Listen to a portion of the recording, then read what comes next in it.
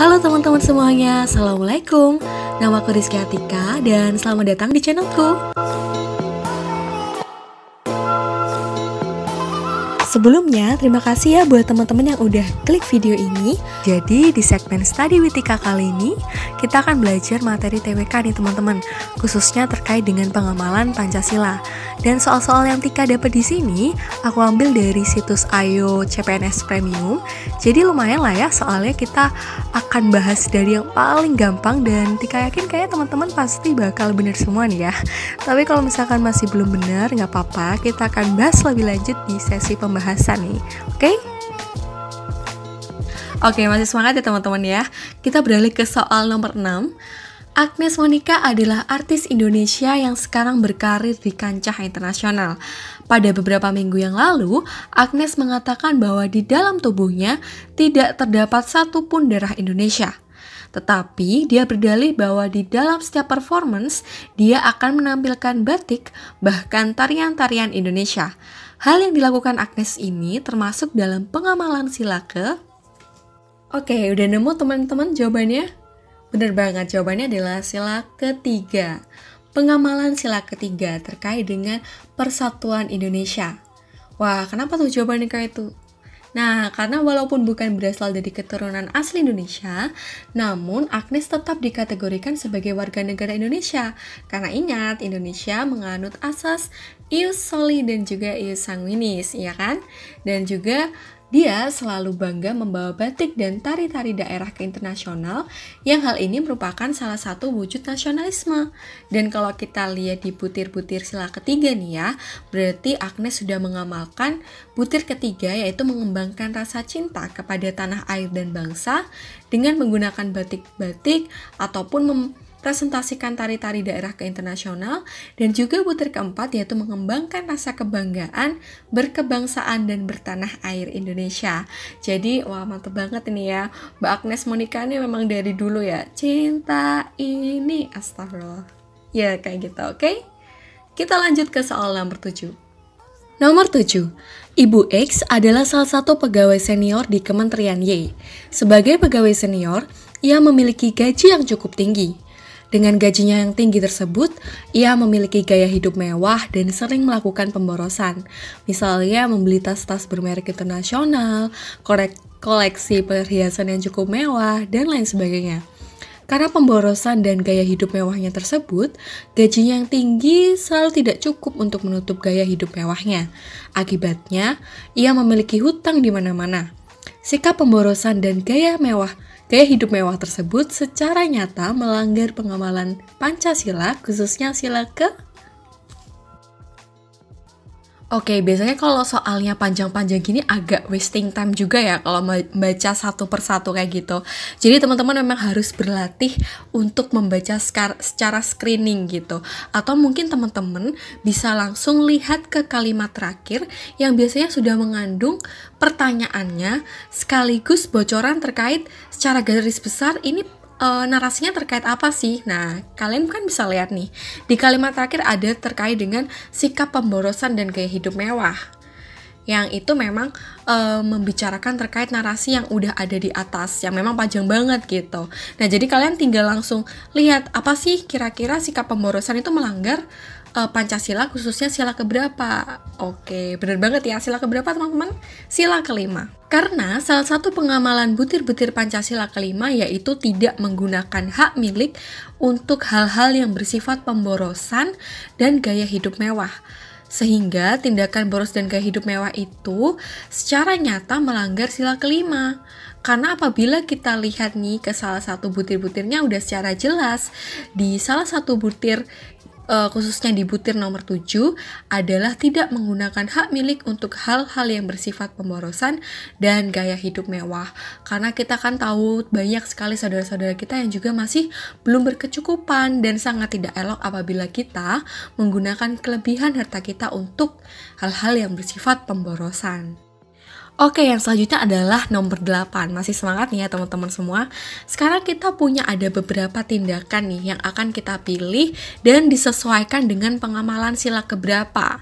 Oke, kalau di pertanyaan nomor 8 ini adalah sesuai dengan pengamalan sila kedua Pancasila, ditunjukkan oleh nomor 1. Tidak memaksa suatu agama dan kepercayaan pada orang lain. 2. Tidak semena-mena terhadap orang lain. 3. Tidak bersifat boros. 4. Suka bekerja keras, dan yang kelima mengembangkan sikap tenggang rasa. Oke, yang sesuai dengan sila kedua nomor berapa aja nih teman-teman? Silakan lihat opsinya.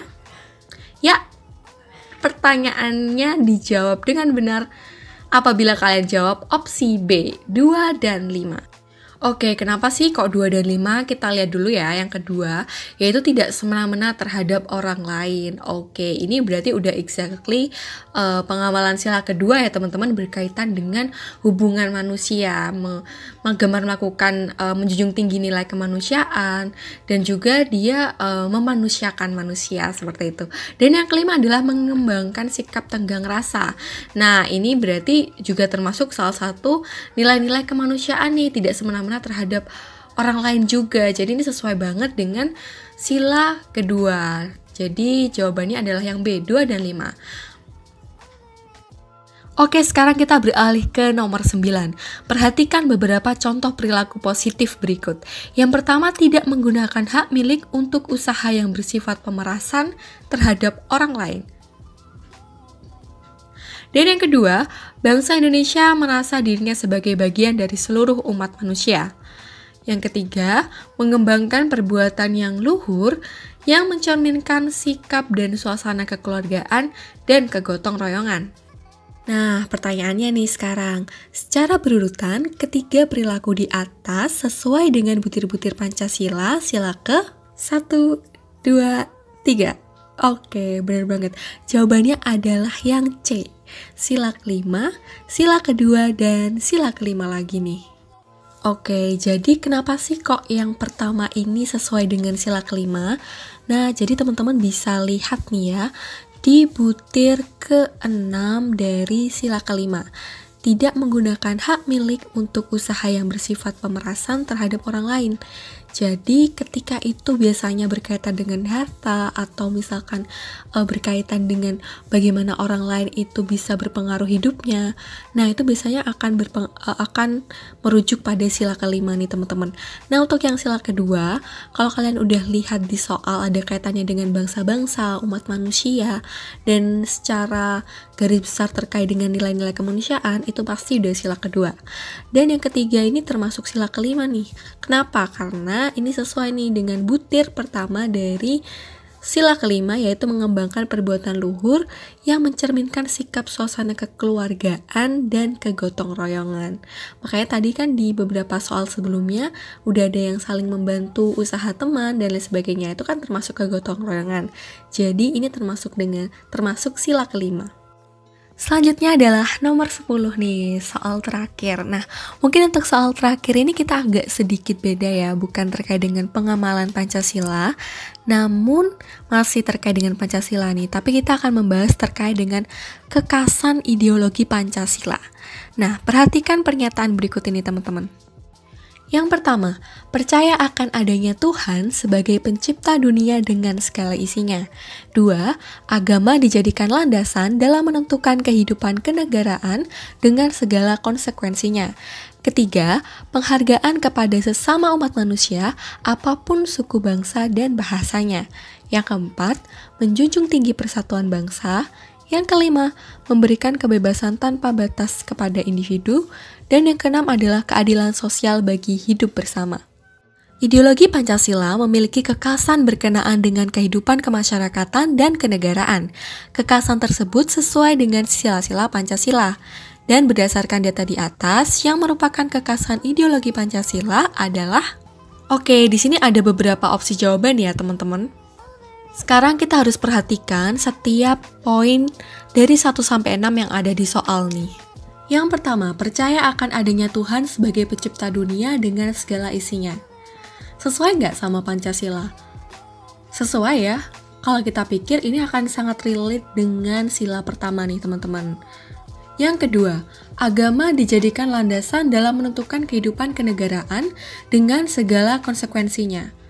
Oke, jadi di sini kita harus lihat nih. Di sini kata kuncinya agama dijadikan landasan dalam menentukan kehidupan kenegaraan. Oke, jadi Indonesia ini adalah negara yang beragama, udah diatur dalam undang-undang juga. Tapi di sini bukan dijadikan landasan dalam kehidupan kenegaraan. Karena dalam negara kita landasannya tetap pada hukum. Seperti itu. Jadi ini agak kurang tepat ya kalau poin 2. Yang ketiga, penghargaan kepada sesama umat manusia ataupun suku, bangsa, dan bahasanya. Sesuai kan? Ya, sesuai banget ya, karena kita sangat menjunjung itu dan sesuai juga dengan semboyan kita Bhinneka Tunggal Ika. Yang keempat, menjunjung tinggi persatuan bangsa. Wah, kalau ini pasti teman-teman udah langsung yakin juga nih kalau ini merupakan salah satu kekhasan Pancasila. Kenapa? Karena ya sesuai juga nih dengan sila ketiga dari Pancasila itu sendiri. Yang kelima adalah memberikan kebebasan tanpa batas kepada individu. Nah, ini ada ada kata tanpa batas nih ya. Wah, kalau udah tanpa batas ini pasti salah ya. Karena apa? Karena di sini di Indonesia kita memang sangat menghargai kebebasan individu dalam berekspresi dan itu juga udah dituangkan dalam undang-undang nih. Tapi kalau tanpa batas itu tidak benar karena kita setiap individu mempunyai hak dan apabila kita terlalu melampaui batas, kita juga berisiko untuk menghilangkan atau mengurangi hak orang lain dan itu juga tidak diperbolehkan. Jadi di sini nomor 5 salah ya. Yang keenam, keadilan sosial bagi hidup bersama. Oke, ini cocok banget ya dengan sila kelima dari Pancasila. Jadi otomatis ini termasuk kekhasan ideologi Pancasila nih. Jadi jawabannya adalah C, 1, 3, 4, dan 6. Sekian dulu dari Tika. Kalau kalian suka konten yang Tika buat, jangan lupa like dan subscribe ya. Terima kasih, sukses dan sehat selalu.